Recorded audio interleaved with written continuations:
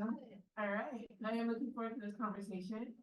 And before we dive in though, I would love for everyone to kind of introduce themselves, like in your own words, what you do.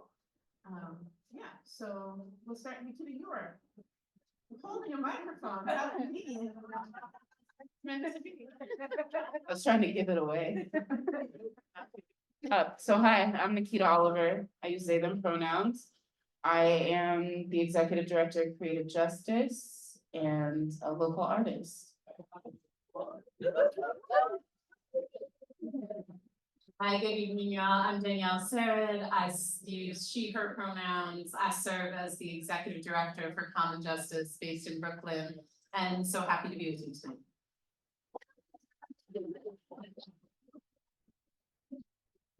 Hello, everybody. My name is Devon. I grew up playing football right down here at Garfield Community Center. Oh yeah, so I'm from here. CAY, before the CD Panthers, it was CAY. I currently work at Collective Justice, doing some fundraising and community engagement work. I just have to say to be around two authors and the people's mayor.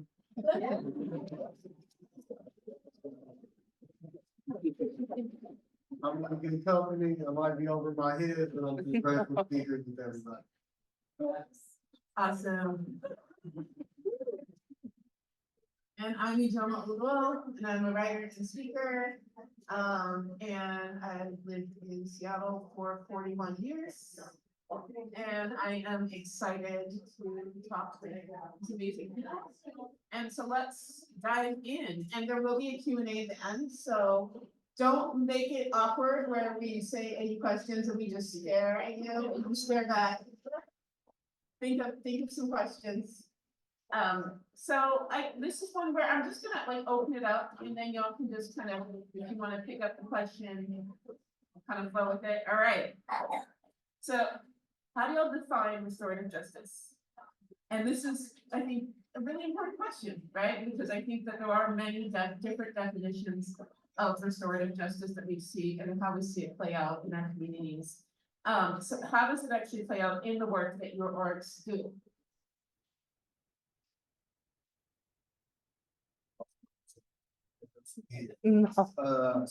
Restorative justice. For me, it's a lifestyle, it's a practice. It's really about relationship. I think we're so used to systems that, look at us as numbers or non-human people. And when I was introduced to this work, it was really about how am I in relationship with myself, with other people, and in community in general. And in regards to when harm occurs, like how are folks that are experiencing harm being separated from their own humanity, and how do we restore that? How do we mend that? How do we tend to that so that they can be on a journey of their own healing? And then for all transparency, as someone who caused serious harm, what does it mean to be supported by a community, to be loved by a community, so that I can actually, so that folks that are responsible for harm can actually practice accountability in a way that's meaningful to the people, to the community, not to the system, because it just hasn't worked. So yeah, I might be a long definition, but like for me, that's what it really looks like. And at our organization, it's very similar. It's relationship centered. It's not looking for an outcome. It's looking for a relationship and tending to people and meeting them where they're at and letting them know that we're here to love you through it, no matter which side you fall on. And how do we build community and build the communities that we want to see and live and be a part of?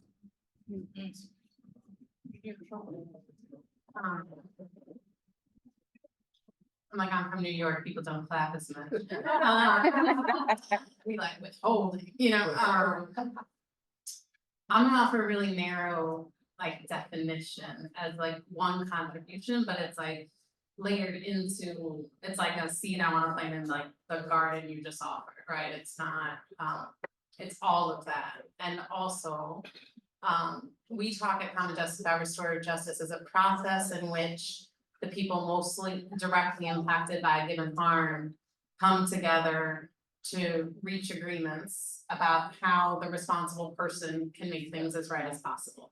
And that sounds like very obvious and reasonable thing to do, but it's worth noting how completely different it is from our criminal legal system's response to violence. Like, it's a process in which the people most directly impacted by given harm, like nobody in a courtroom is directly impacted except the person who they call the defendant, right? The survivor's not in the room, the judge didn't even know when it happened, the DA is not impacted, the state is not impacted by that one instance, right? None of it. And then there's all the people sitting, watching, waiting for their own turn to be subjected to that same thing, right? So the fact that the deciders are the people impacted is actually fundamentally revolutionary, fundamentally transformative, and fundamentally unfamiliar to most of us. Like most of us, all of us can think of a time somebody was punished. You can probably think of something from today. You can think of a time somebody got away with something, but to think of a time where somebody actually made right.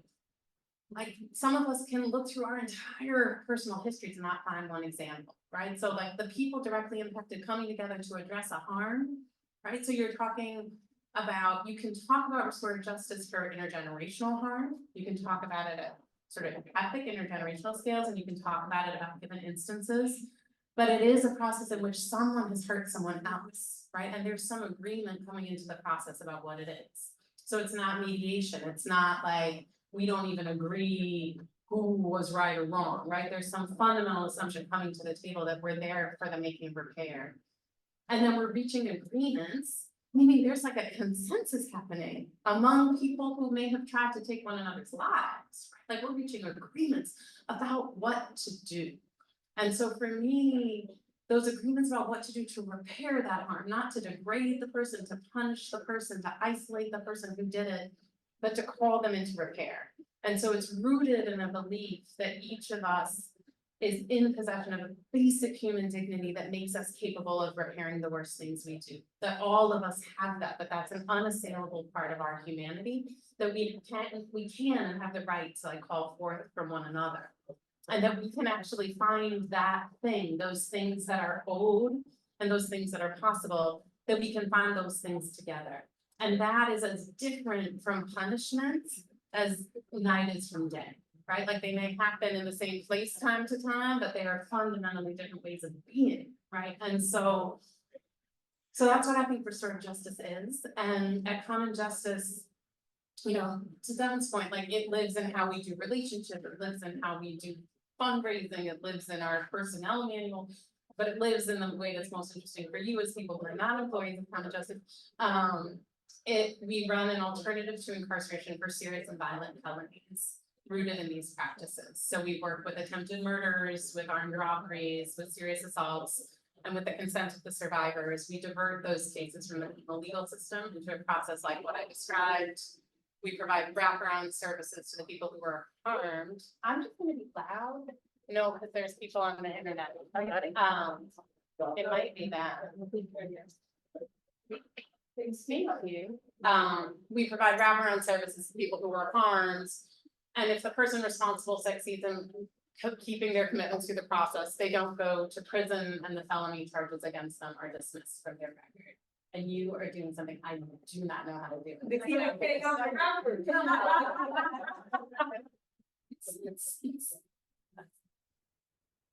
you. And then. All right. Beautiful. Thank you. Thank you. It was bothering me too. Thank you, Devon and Danielle, to build on that. And so I really think of restorative justice as a framework and a practice, and it's an opportunity not to have a one size fits all when harm occurs. You think about our current criminal legal system. When something happens, there's a law violation, there's a correlating punishment, and then we like send someone to jail or we give them a fine. But we don't acknowledge the inherent break in relationship when harm occurs. Current criminal legal system even takes away the ability of the person who caused harm to respond to the obligation that happens when we hurt someone else. In fact, like the last thing you want to do in a court of law if you hurt someone is like say I hurt someone. In fact, our adversarial system in many ways discourages that level of accountability. And so I feel like restorative justice as a practice creates space for us to acknowledge we can all be harmed and we can all cause harm. We can all be a part of healing and choose to engage in it. We can all choose to be accountable, and it creates a much safer space to do that, because the aim of restorative justice isn't to punish someone. It is to actually generate space and process where we can do the long-term healing work. And it's not time efficient. That's the thing with restorative justice. It doesn't happen overnight. It probably won't happen in 5 minutes. And it actually takes a lot of resource. You wanna be able to support people. Both the people who caused harm and the people who experienced harm deserve support. They deserve care. They deserve to have their basic needs met.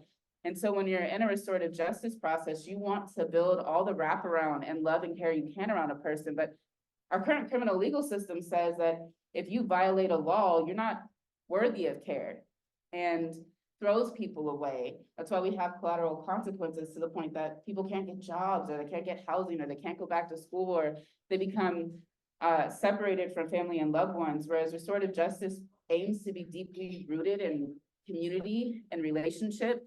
It aims to increase or expand our connectedness to each other.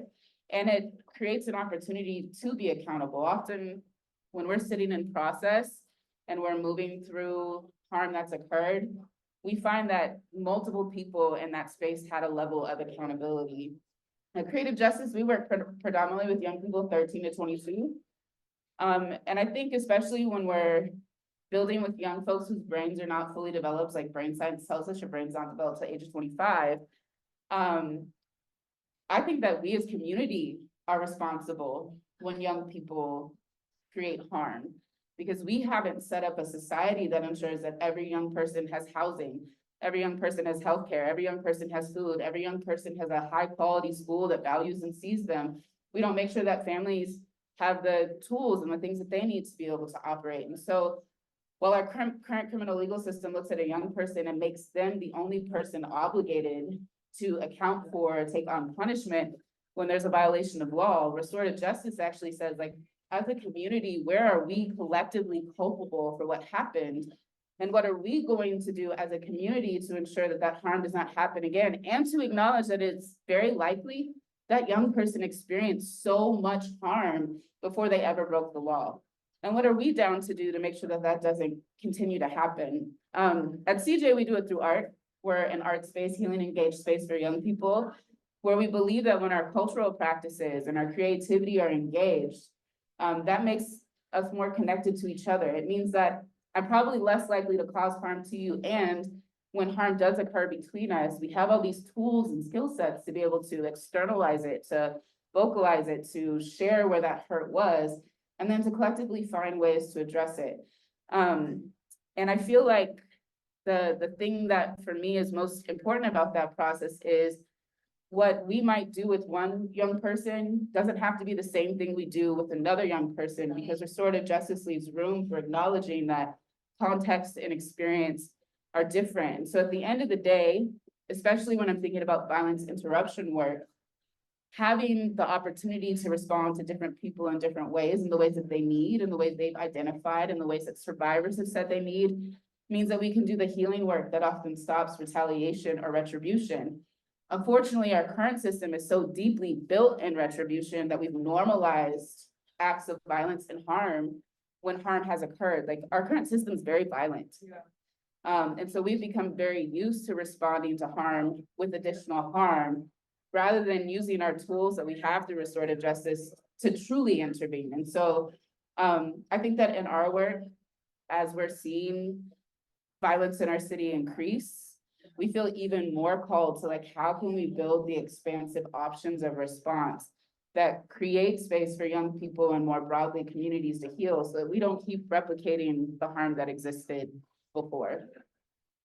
That's awesome. Thank you.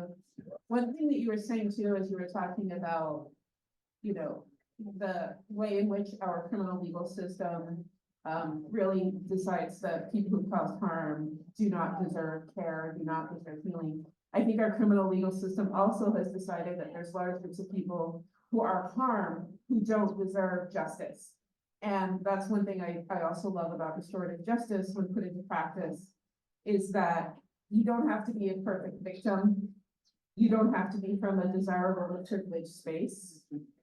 You could have contributed to harm and still be someone worthy of justice and worthy of this healing process.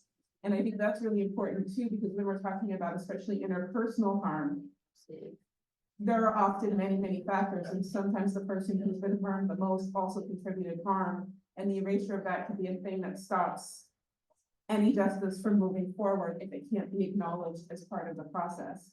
And so that's something I think that's important too, and it's another way in which the criminal legal system has this kind of double-edged sword where our communities are harmed intensely by the criminal legal system and how it treats quote-unquote offenders. And in doing that, in saying that that's the only option available to us, we're also harmed in it not applying that to us when we're harmed, because then it sends a message that we can be harmed and that we aren't valued, because we don't have another way of reaffirming our collective care and value by saying that we can go through this process. Next question is, what role do survivors play in your organization's work and in restorative justice overall?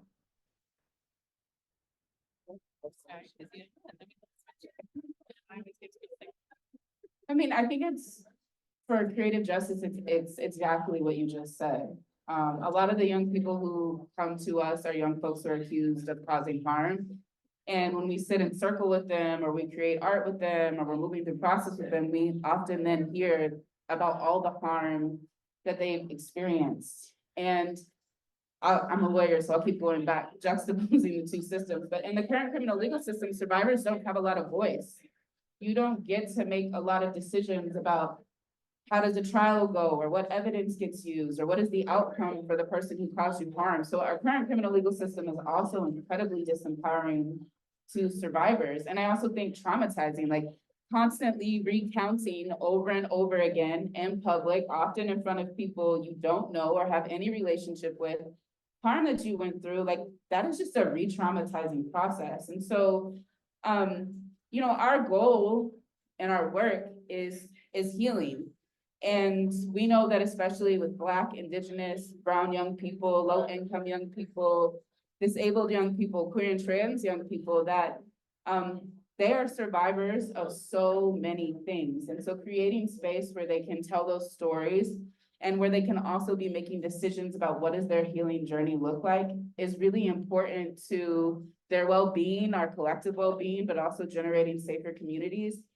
And I think, you know, actually it's not Mariam Cobham, I just found out, it's actually Danielle who said this, that, you know, most people's first experience with harm is not causing it, but it's actually being harmed themselves. And so when we kind of settle into that, we start to really see each other's human dignity.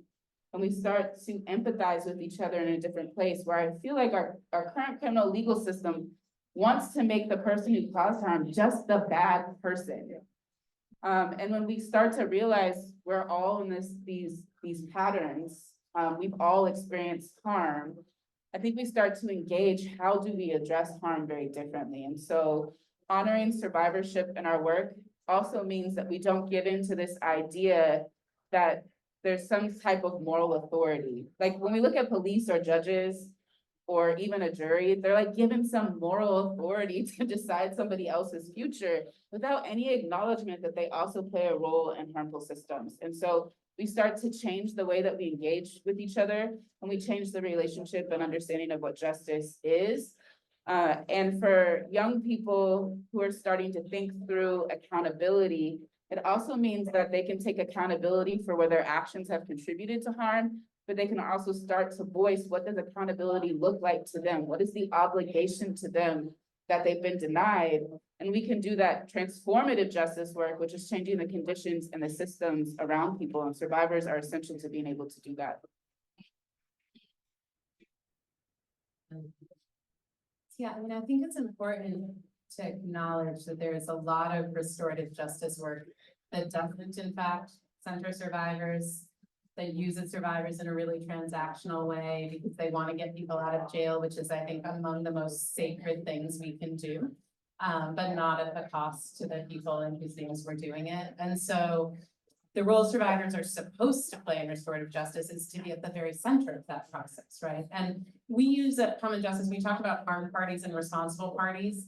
And we do that for reasons that relate to what folks have already said here, which is that all of us have caused harm and all of us have been harmed, right? And so when we say harmed party and responsible party, we mean like, what is your relationship to this incident? Knowing that if you were the responsible party in this instance, you may be the harmed party and countless others, right? And similarly, if you're the harmed party today, you may have been the responsible party this morning, but you're still entitled to repair for the time that you were harmed, right? And so for us, we only take cases into Common Justice if the harmed parties agree.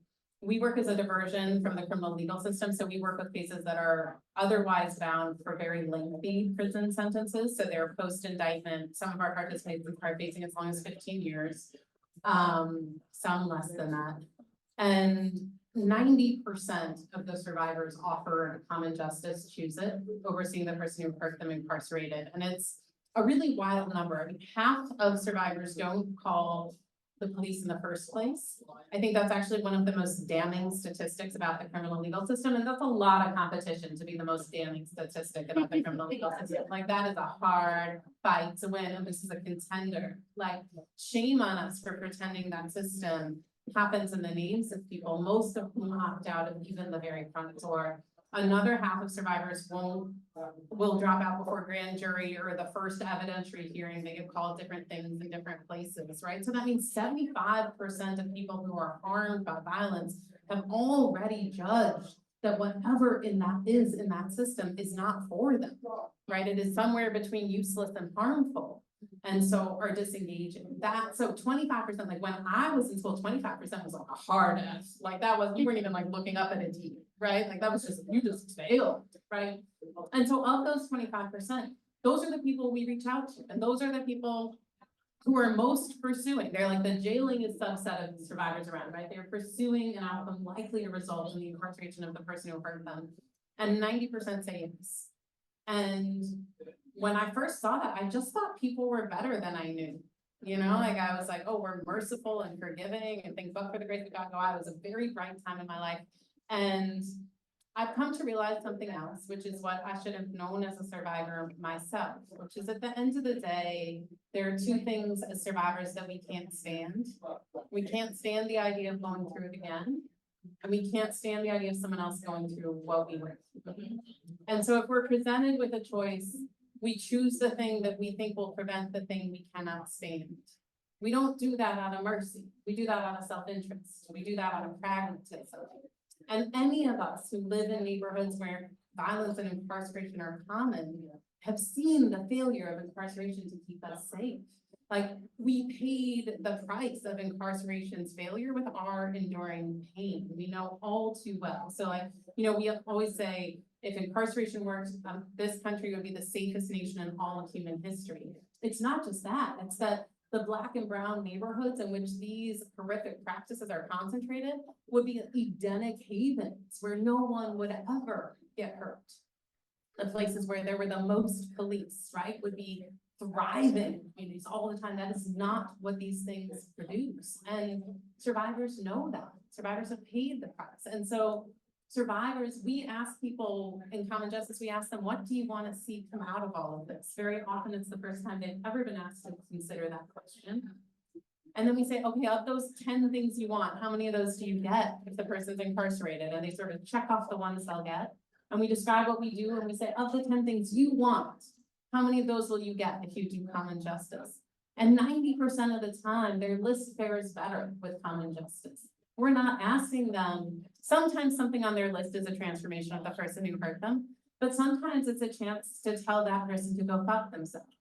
I always swear first at an event, just so you know. Like sometimes they want restitution, which never gets paid through the criminal legal system because people pay all the fines and fees and everything else first and never make it down to that, right? Like sometimes they want to ask why, like, why me? Why that night? Like, was it because of like my identity? Was it because of what I thought I was doing? Like, what if I had fought back? What if I hadn't fought back? Was it a real gun, right? And survivors are right to want that, like as survivors, the things that help us heal is like what the psychological literature talks about, is like the formation of a coherent narrative, like a story about what happened that we can live with. And the person who knows the most to fill in the blanks of that story is the person who did it to us. And so sometimes they want those answers, sometimes they wanna say what that person's gonna have to do to repair it. Sometimes they want the $500,000 that the state was ready to spend on putting someone else in a cage. They want a cent of that to come their way, right? Like they want all sorts of things that are for themselves, for their children, for their communities, for the world they want to live in. And sometimes they want something for the person who hurt them. And so in the best restorative justice, those things that survivors want start to shape what justice looks like. And inevitably, when you actually put survivors at the center in a way that upholds their human dignity, the things they ask for tend to reverberate out into the well-being of like many others, right? Like across community and across generations.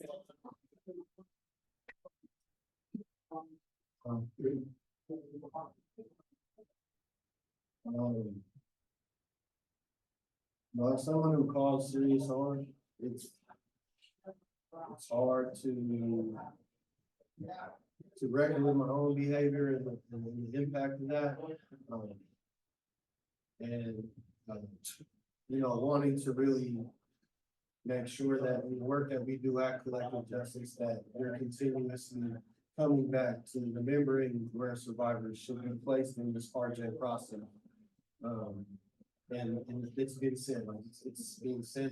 When we think about the genesis of collective justice, it was really a group of folks in community who were dissatisfied as survivors with what the legal system had to offer, which has been shared, right?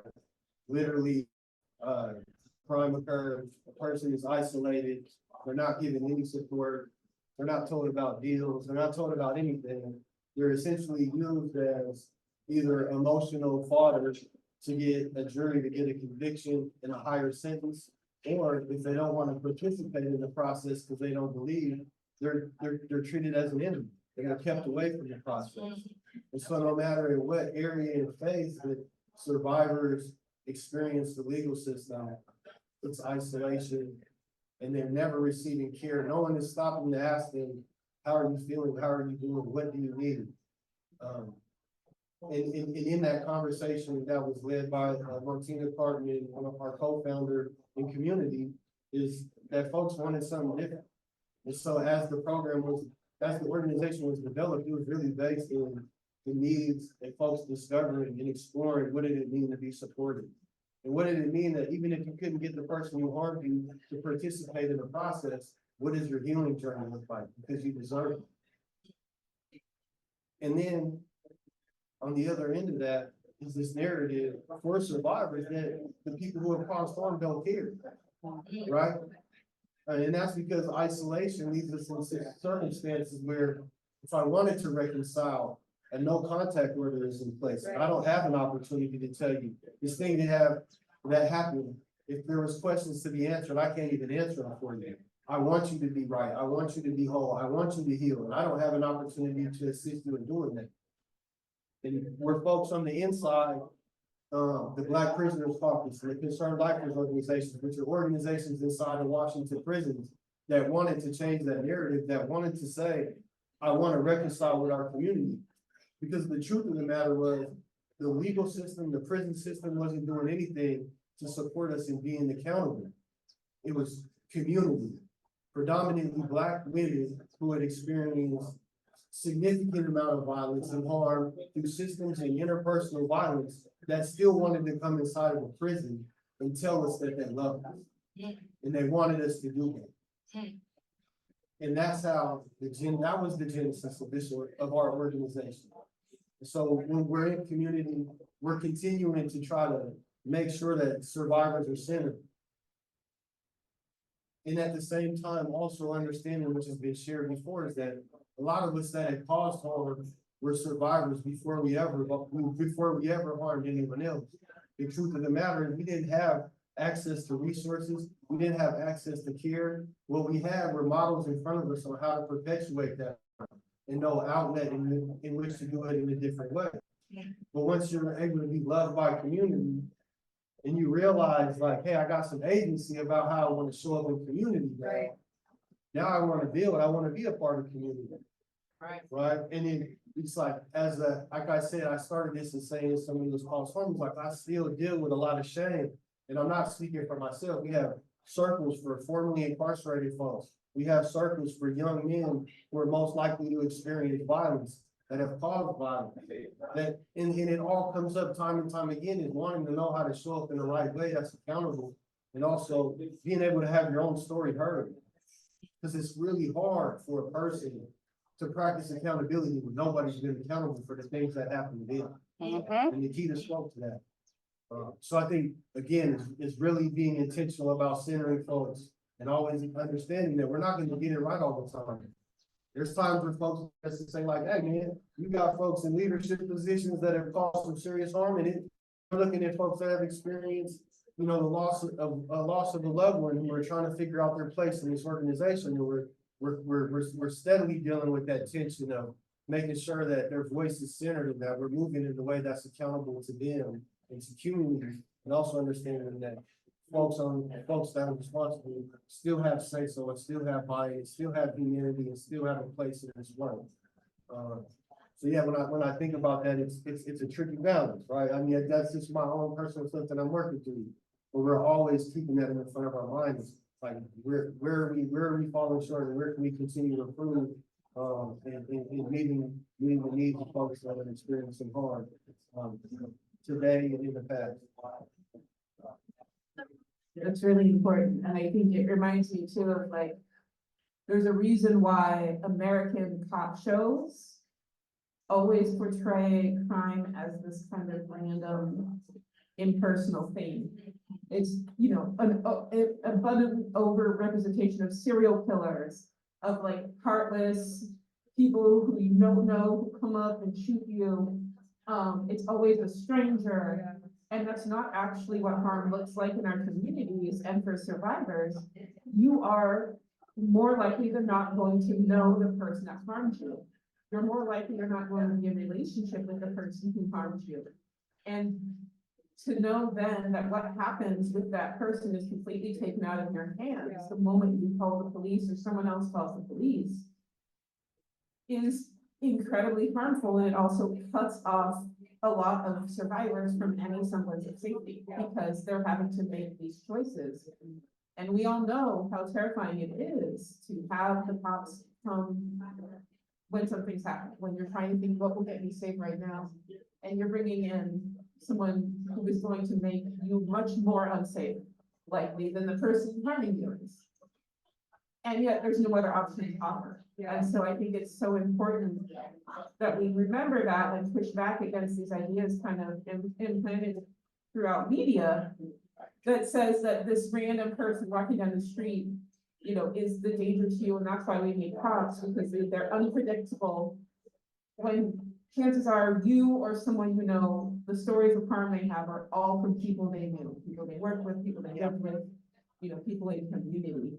And it's really important that we recognize that, and that, that relationship often already exists and has been, broken in some way that does need repair. So as people who are building solutions that differ from the traditional criminal legal system, you all understand why prisons and policing don't bring safety. There's a time limit on this one. In around 2 minutes. I feel like that's late to put a time limit. Why don't prisons and policing keep people safe? Why should we invest in building safety through community instead? That means we have 6 minutes between us, though. That's okay.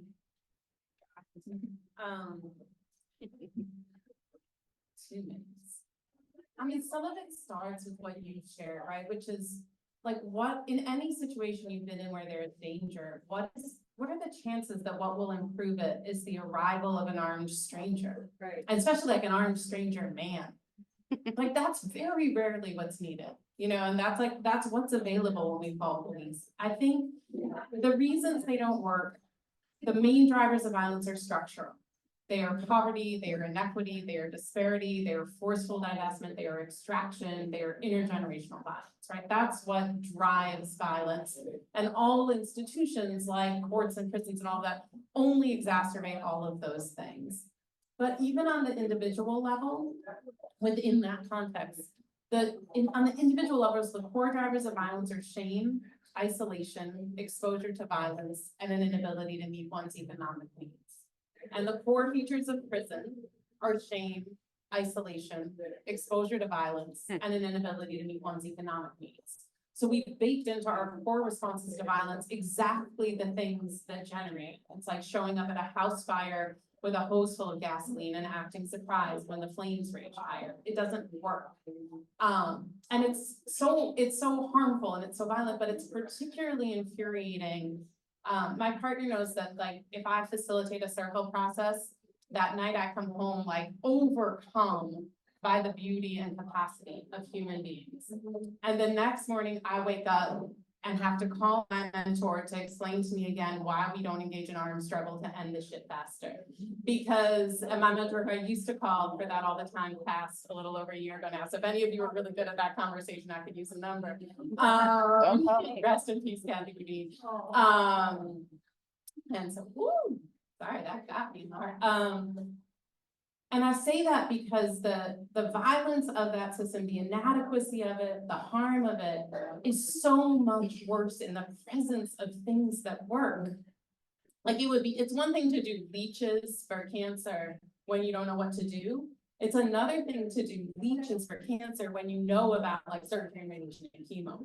Like we know what to do. And the things that work have been here long before these horrific ways of intervening in harm. They will long outlast them. That, like, I'm getting to the next question about hope, but like they will long outlast them. They are sturdier, they are more durable, they are more reliable, they are more effective.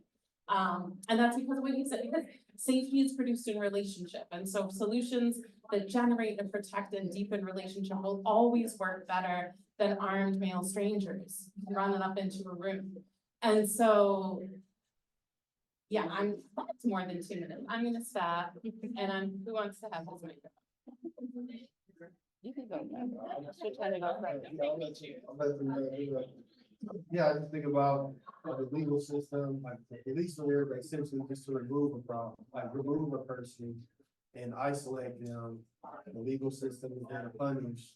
But none of those things, I can tell you as someone who grew up in the juvenile, I spent over 26 years incarcerated throughout the juvenile system and the adult system. And at no point in time was the punishment, the interaction with the police officer or anyone else the reason why I stopped causing harm.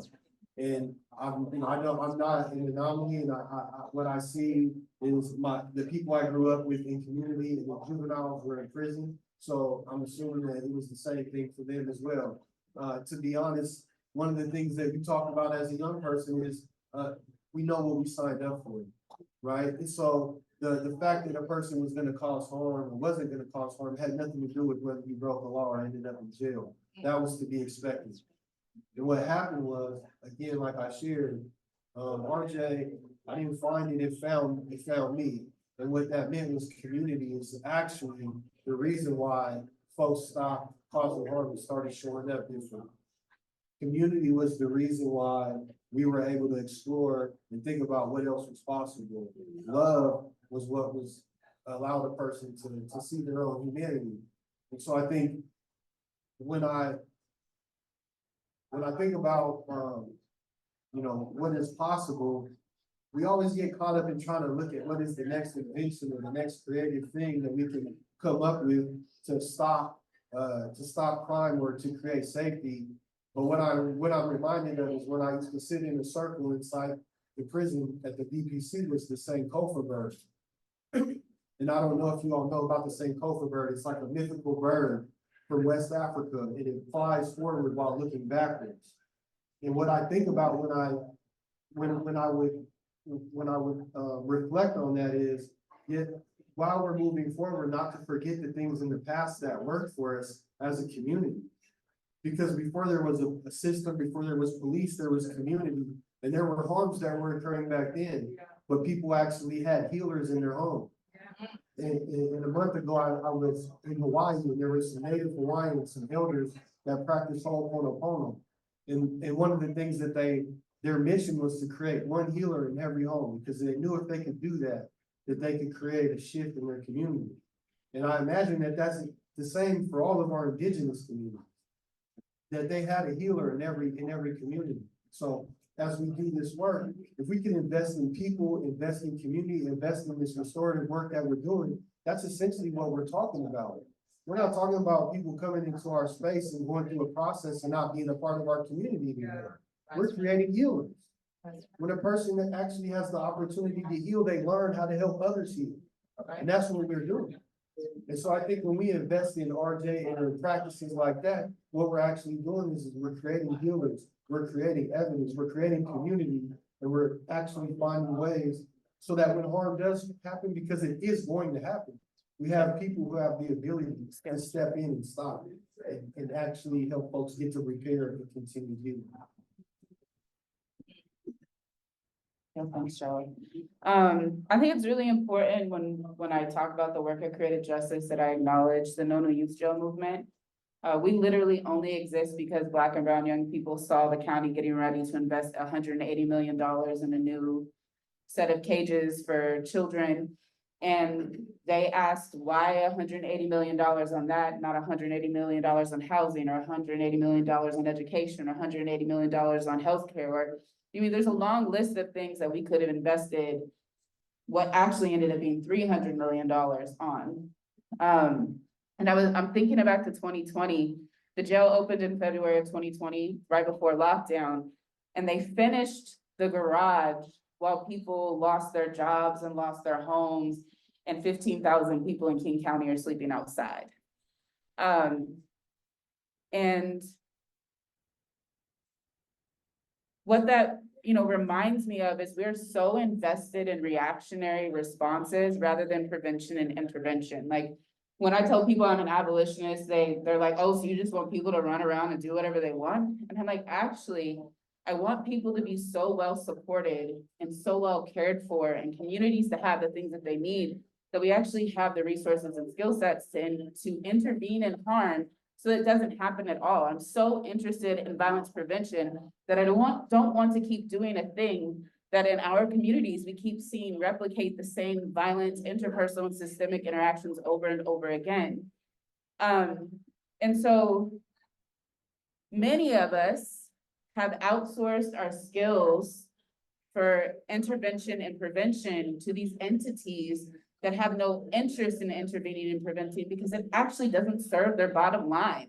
It does not serve the Seattle Police Department or the King County Correctional System to intervene in violence before it occurs, because then they don't have jobs. Right. And so under racial capitalism, we've actually built this system that incentivizes allowing harm to happen. And so for me, it's even bigger than thinking about how prisons and police don't keep us safe. Is addressing a whole economic system, a whole cultural system, a whole legal system that is so interested in allowing harm to continue to occur because it makes it money, because it keeps a population of people poor and desperate, and then we're controllable. And so with the work that we do at Creative Justice, the goal is, how do we support young people and their families in developing the skills that first at home, when there's challenges, we have tool sets to start to intervene with each other and heal. And how does that intervention at home and in our interpersonal relationships start to translate to systemic changes, change the way we engage with each other, change the way we engage with systems, change the way that we vote, change the way that we spend our money. So we start thinking more holistically. And Danielle said it, like, we have 25% of the world's incarcerated population, 5% of the world's population, and yet we're still not the safest country in the world. We just built a new youth jail that has 200% more filings than it did in December. And all we can hear from our politicians is about how violence is going up. And yet they're deeply invested in austerity. They're not talking about building more housing. They're not talking about getting people healthcare. They're talking about giving a 23% raise to the Seattle Police Department that's retroactive to 2020. Where's our 23% raise for educators, for social workers, the people that are making sure that people's rent is paid and they have places to be at? So that was way more than 2 minutes. Nobody But- regarded that. But where I'll end at is, you know, Devon said harm will still occur. Harm will still occur, even if we abolish the system, we're going to hurt each other. The question is, are you and I gonna develop the skills to heal that harm when it occurs so we don't keep replicating it? I know the current system doesn't work because I don't feel safe. That's all we hear on the news. Why continue to be committed to something we know doesn't work rather than take the chance that something new could? That's beautiful. It reminds me to a conversation I had with, Janaea Khan, where they said, you know, police can never prevent crime. They can only respond after crime. What that also means is that police need crime. And what we've seen, especially since 2020, at these very minuscule attempts at cutting any budget, is police engaging in protests, refusing to show up when called, in ways that they know will increase the likelihood of crime continuing, so that they can say, you need us, right? And so it's really important to understand that since then, because of that, we're seeing a rollback, not only on budget cuts, but on legislation getting cops out of schools. You know, we just saw Wisconsin put cops right back into schools with this last referendum. And the fear around that is because cops have deliberately been neglecting to do the very minuscule parts of their job that could impact crime, so that crime would go back up. And we have to remember that when we're seeing that, and we're seeing right now in Seattle, we're seeing crime going up. Trust me, Seattle PD is a part of why it's going up. Yeah, that part. Because they want to ensure that people will be willing to pay these large amounts of our tax budgets toward that, instead of towards education, infrastructure, any of these other things that could help us. And one thing I wanted to add really quick too, because Mary Cava's next question, and this last question reminded me of something that Mary Cava stresses a lot, which is to recognize the difference between consequence and punishment.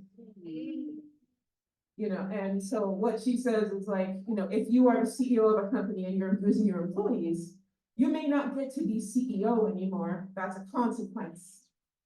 You never being able to get a job ever is a punishment. Yeah, right. And it's important to know the difference because consequence is natural and should be in any relationship that we have. And the criminal justice system actually keeps us from consequence. Yeah. It keeps us from recognizing the natural consequence of harm done to our relationships to each other and to community by enforcing punishment that never has anything to do with the harm done instead. And like we carry that into our lives. So like as a parent, if my teenager does something wrong, I can punish or I can enforce a consequence. Right? And so a punishment would be you can't see any of your friends, but the thing he did had nothing to do with his friends. Yeah. Right? A consequence could be I trusted you in this situation. Now, because you didn't do what you said you were gonna do, we're gonna change how this situation looks until I know I can trust you in this situation, right? Yeah. And so the way in which it infects all of our relationships and the way in which we don't actually know the difference between consequence and punishment is deeply harmful to our communities beyond the criminal legal system, but even in how we have relationships with each other in our families and our workplaces. Yep. Final question before y'all get to ask questions. Organizer and writer Miriam Cava popularized the motto, "Hope is a discipline," a phrase she first heard from a nun. Hope as a discipline serves as a guiding light in social justice movements and in this work. How does the work of your organization create an affirmative vision of safety and help us stay hopeful?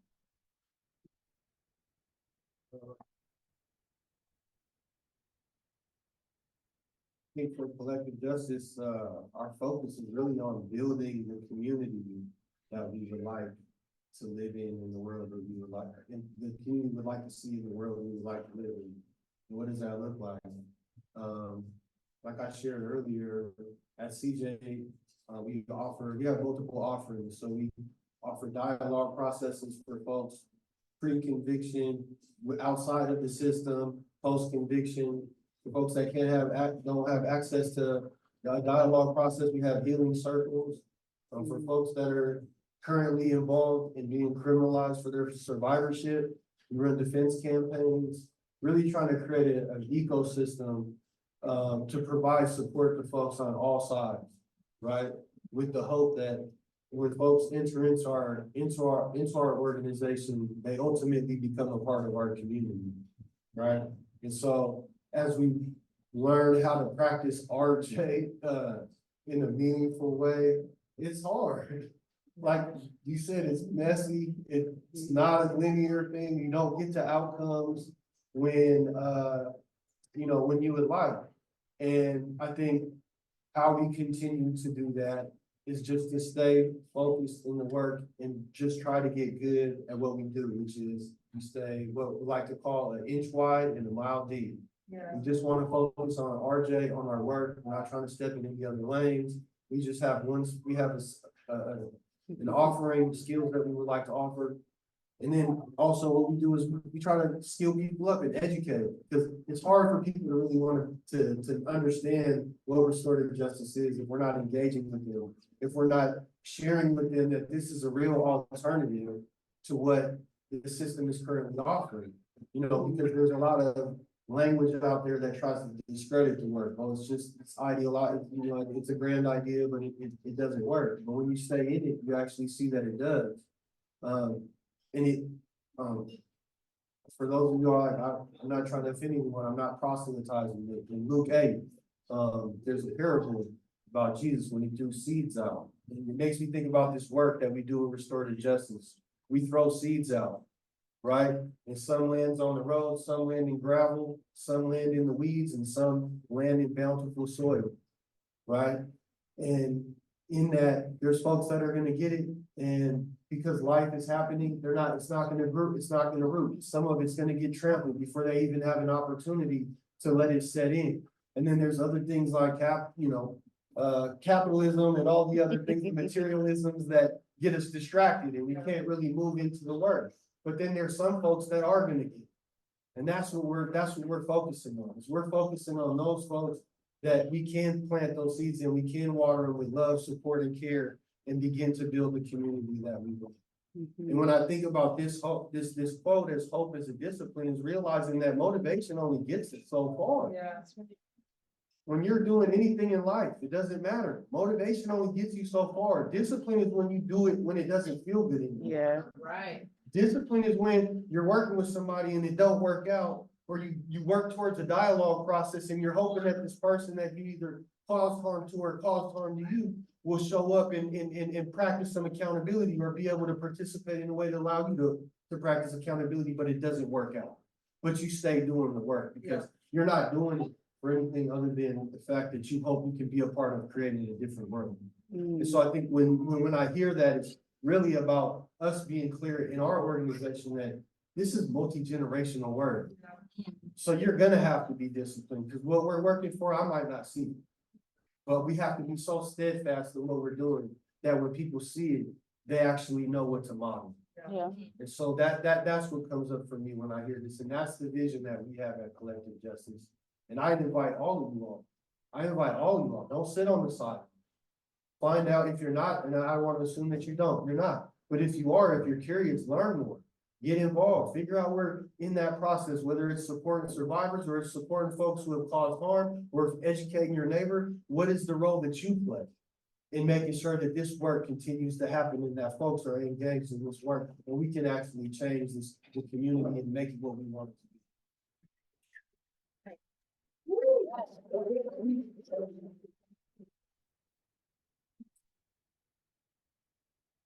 Decide whether to talk about Chicago or tell a Passover story. Any strong opinions? Let's do Passover. We're gonna tell a Passover story. Shocking to me. I'm like, you threw out Luke 8. I was like, all right, we going. Yeah, all right, let's do it then. We're gonna go biblical again. I was raised Jewish. I've not been a good Jew since, like many people. But you're probably familiar with the Passover story. It's a story of people getting out of slavery. And there's like the big moment where Moses parts the water. We all know this. He raises, so there's a guy, connections upstairs, big staff. And he parts the waters, right? And we learn a lot from that, right? We learn, like, if you wanna be free, you need a guy with a big staff with connections upstairs, right? And then you're gonna get, because they're running from slavery. The Egyptians are coming behind them. They get to the water. That's fucking terrifying, y'all, right? Armies coming down on top of them, right? But if you read it in Hebrew, which I could do when I was a kid, can no longer do, what happens is that they get to the water. So they have fled from slavery, which is a terrifying thing to do, right? And they get to the water's edge and there is nowhere to go, right? And the people who have held them captive are bearing down on them from behind. And Moses is like, "Woo," with his staff, nothing. And they decide to walk in anyway. And the first one walks in, and then others walk in, and they walk in deeper and deeper, and they all walk in, and they walk in like ankle deep, knee deep, waist deep, chest deep, neck deep. And it's at that point in the story that God parts the waters. That is a very different lesson. Yes, it is. Right? Like the lesson of that story is that our collective liberation has to be as sacred to us as our own lives. That we have to be willing to risk everything. That we will probably have to go like far past the point of our comfort and our fear. That we will probably only be able to do that because we are doing it together. And because we have decided we will not be anything but free ever again.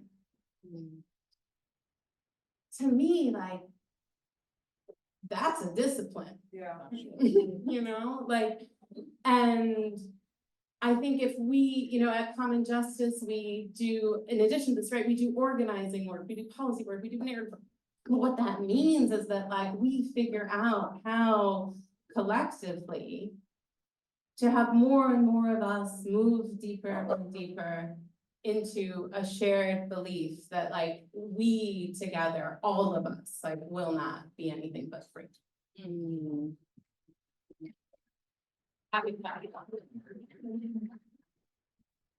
Well, central and biblical.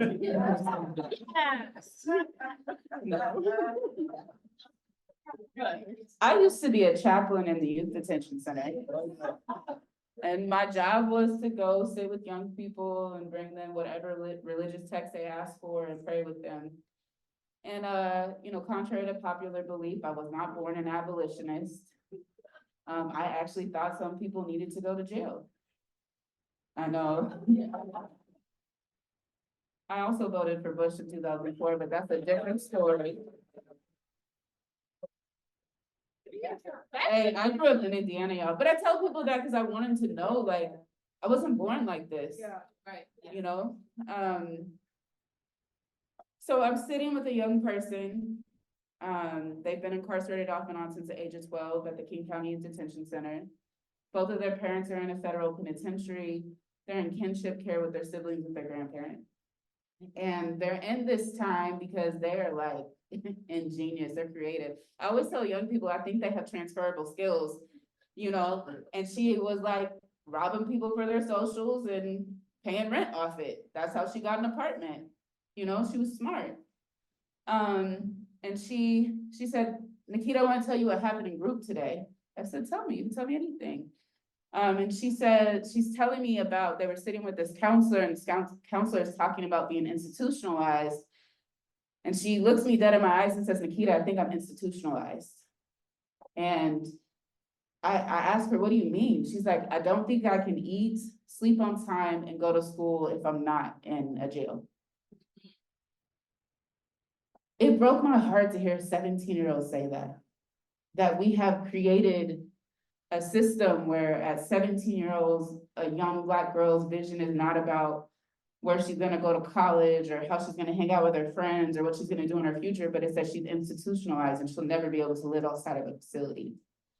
And that was the moment I decided I didn't want to be a chaplain anymore. I wasn't going into youth detention center like that no more because I didn't want to see no more kids in cages. And so when I think about hope as a discipline in the work we do at Creative Justice, is it supporting young people and having as much space as possible to be expansive about their vision for themselves?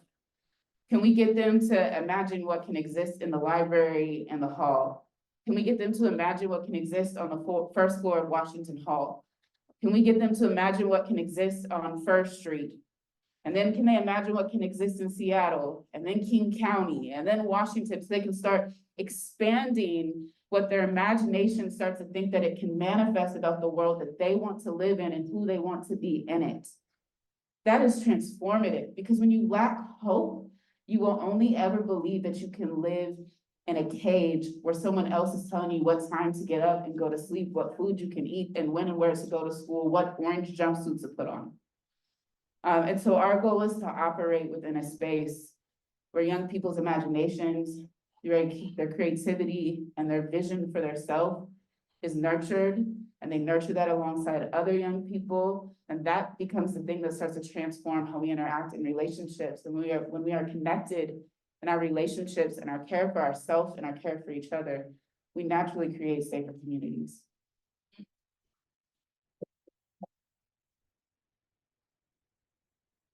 That's beautiful. That's a great way to end this part of the discussion and open up for questions. So I warned y'all before to have questions. Don't make me make awkward eye contact with you. This is Seattle. It's gonna be painful for both of us, whoever I land on, so. Okay, thank you.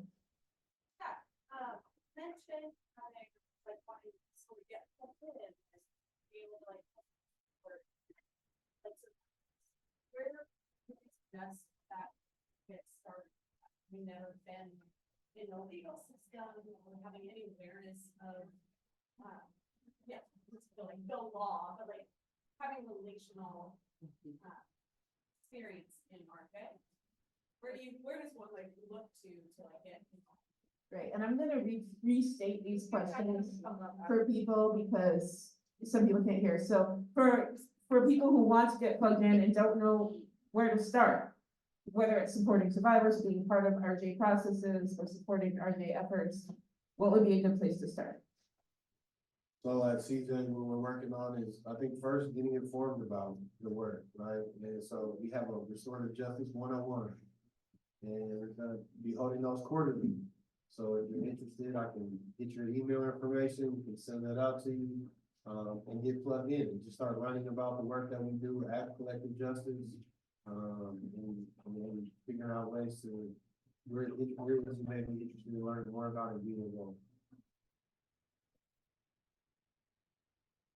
With Creative Justice, so there's 2 times a year where we do like very intentional, how do we scale folks up? In February, we do what's called Keeping It 100, and we send out a weekly curriculum where we encourage folks to build a team with their friends, and then they go through like a fairly easy to read through curriculum together. And then if you feel so called, your team can also be a fundraising team for Creative Justice. In August, which is also known for many of us as abolitionists as Black August, we'll do events that are very much focused on censoring survivors and folks, political prisoners, which we view everyone as a political prisoner. Like if you are victim to this criminal injustice system, you are a political prisoner. Quarterly, we do community action projects where young people are sharing the art that they've created. And the goal is to think about how art is both a tool for healing, but also a way of speaking truth to power. That, I'm a poet first, and you can say stuff to people in a poem that if you said it to them in a lecture, they're not gonna remember one lick of what you said, but they will remember your poem. They'll remember how it made them feel. They'll remember the story that you told, and that can be incredibly transformative. And then I would invite folks to, right now there's a lot of organizing around Green Hill School, which I call Green Hill Prison, where young people, I'm gonna be real with y'all, they're being abused And there's regular organizing calls being put out to call folks to show up to council chambers, to show up to public meetings and push the system and elected officials to address the conditions those young people are in. Many of our organizations, I see Choose 180s in the room, Restorative Community Pathways. You know, there are a lot of orgs, like I wanna hold that this is an ecosystem. Yeah. You know, Devon's point of inch wide and, how'd you say it?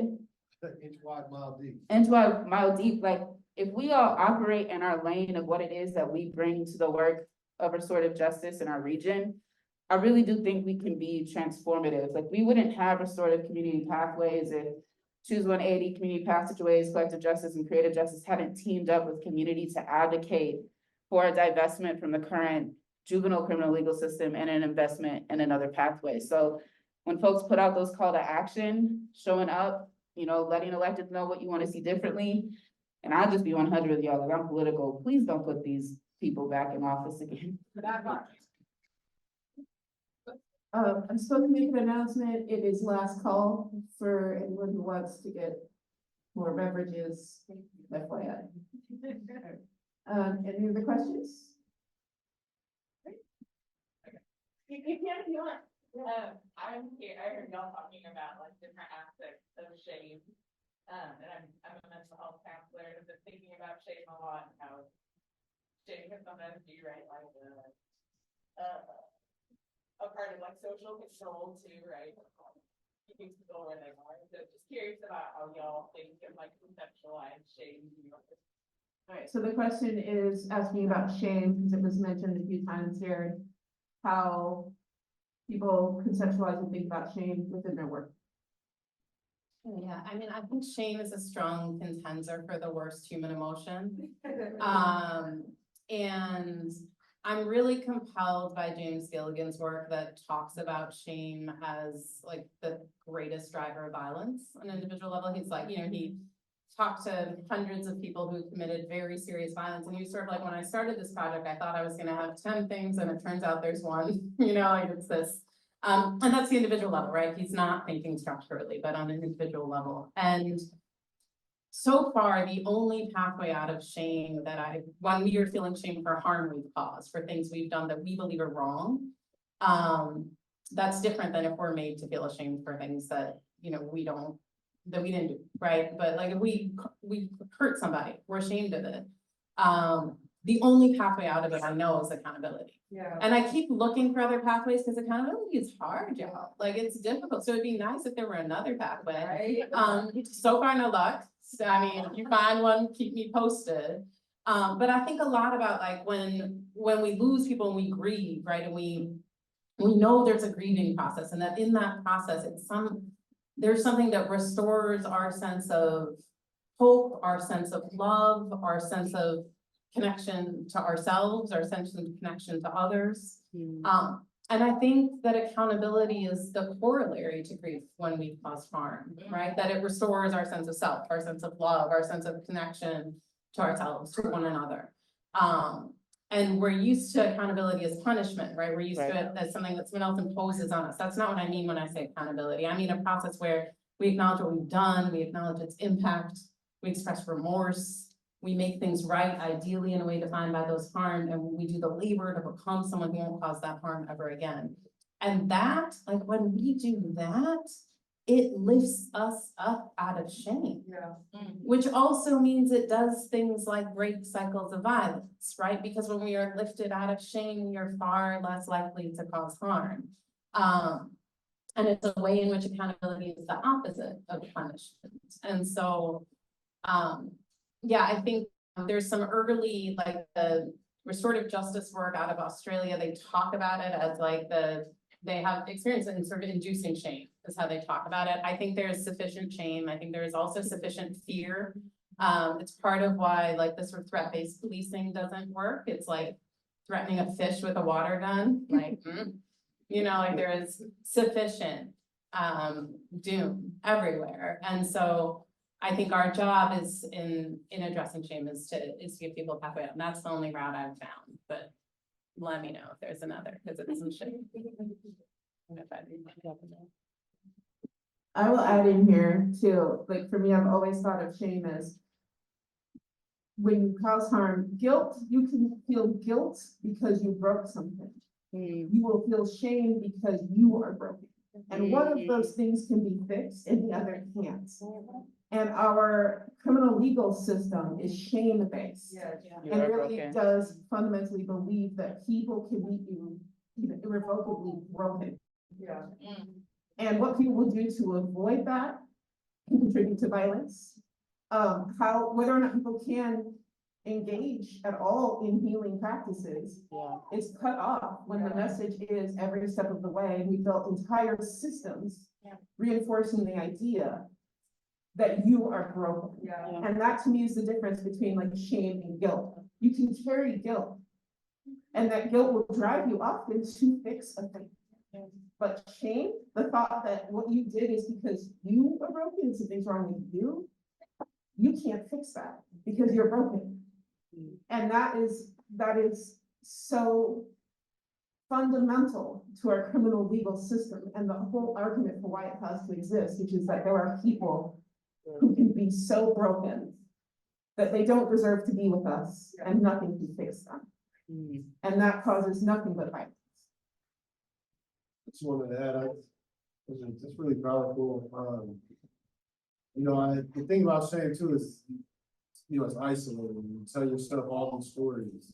Have you ever been in a situation in which, it might not even be related to shame. But something happens and you tell yourself a story and you keep telling yourself a story and now it's become this thing that you really believe. And I think when causing harm, that's something that definitely shows up, and then you're in a system, you're already doing it to yourself. And then you have a system that is continuously like exaggerating that. And the one thing that the blessing or the gift of RJ, in addition to this opportunity to practice accountability, was to do it in a way where there wasn't judgment. That was the thing. It was like, I could say I did this, and the people that I was in space with. So one of the things that we did when I was a part of one of our heal circles, which was about 16 months of circle work. All of us were we were in prison at the time. And in a part of that, we had to write an accountability letter. And in that accountability letter, it was, what led up to the thing, what happened, who was impacted, and like what would healing could possibly look like. But when you're going into that, you have to do this share, and you're in there with 13 or 14 other men, other people who we're all trying to, be vulnerable and do all the things, and still in the back of your head is like, if I say this thing, man, what are people gonna think about me? If I bear it all, if I put it all on the table, people are gonna judge me. And it's like an act of courage for that first person to do it, but that one person does it. And then the following person is, I gotta show up. I gotta put it all on the table, right? And now you're actually creating a community where we're all being accountable. We're all owning our thing. But the one component that allowed to make that possible was the fact that I wasn't judged, and we didn't judge other people for it. And when you're able to not be judged for it, what you realize is I can separate the thing from who I am. I can identify values and have agency on how I want to show up. Now, I don't have to be tied to this act, and I don't have to live in shame. So I think judgment is another piece of that. It's really critical. And when people are able to finally realize non-judgment, they're really able to grow. Really able to grow. You have time for one quick question? All right. This See is that a here? quick- Hi, so I was wondering, I'm really blown away by the volume that you're specifically Danielle, you said something about, the offenses that are in your program, cases will be considered class A here. How did you get the state to agree to that? Because that is something I can't imagine that they'd agree to, it would be amazing to see that practice. So the question is, when we're talking about what would be called like class A offenses, how did you get the state to agree to this process when many places they would not want to agree to it? I'm pausing so I can be brief. I mean, the first I started Common Justice out of a place called the Vera Institute of Justice, which had a lot of credibility with system partners and got us in the door, and that mattered. It mattered to them that we took cases only with victims' consent. I think they thought far fewer would consent than did. That gave the people who cared about it morally a buy-in, and it frankly gave them a lot of political cover, and still does, and that mattered to it being a tolerable risk. But the biggest thing is like years in, when we were getting one case at a time, 2 cases at a time, my friend and mentor Lorenzo Jones shared something that he also learned from Black nationalist nun in Chicago, who's, I wonder if it's the same nun, actually, now that I think about it. Like it might, because Miriam was in Chicago for 20 years, it might be the same nun, I should ask them. Which is that you don't win because you're right, you win because you're strong. You're not, persuasion is a very small piece of it, it's about power. The question is, will the prosecutor lose their job or not if they do it? Will they lose their job or not if they don't do it? Like, that's the question they're asking. And of course, right or wrong there's some meaning in it, but what will really matter is organizing. What matters is like, are they accountable to a constituency who expects this of them? And if they are, they'll do it. And if they're not, they won't. And when we first learned that lesson, it was bad news because we were right, but not strong. You know, so it wasn't like, it was like not like a cute quote at the time. It was like it was very bad news. And we had to go about like really appreciating and understanding power. And I think, you know, in retrospect, I wish we had spent less time trying to prove we were right. I mean, prison is criminogenic. Prison, like people who go to prison are likelier to commit harm than people who get away with it. That evidence has been mounting and clear for decades now. Evidence doesn't matter. Like you can point to Common Justice, we have a 7% failure rate for new crimes, and in 10 years of our graduates, only 1 was reconvicted of a new violent felony offense. Like the evidence is there, it is irrefutable, it's true. The evidence against prison is irrefutable. And so like the thing that will have to move is power. And so I think it all comes down to organizing.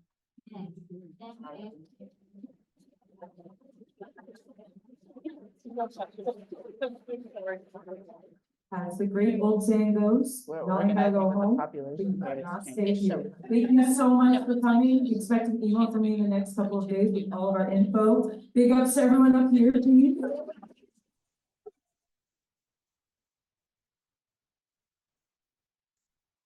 And thank you to the Metier team again. You see an hour later for us. Welcome on stage. Yeah. You know, sounds like it's different. Yeah, and the county has rapidly changed since we started organizing around Monique.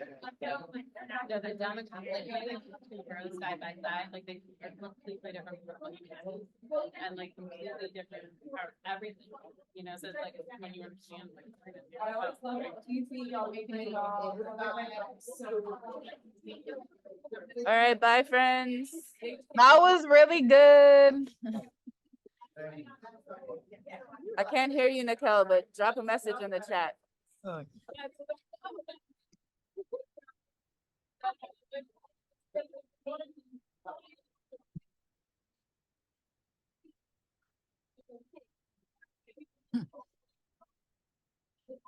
Yeah.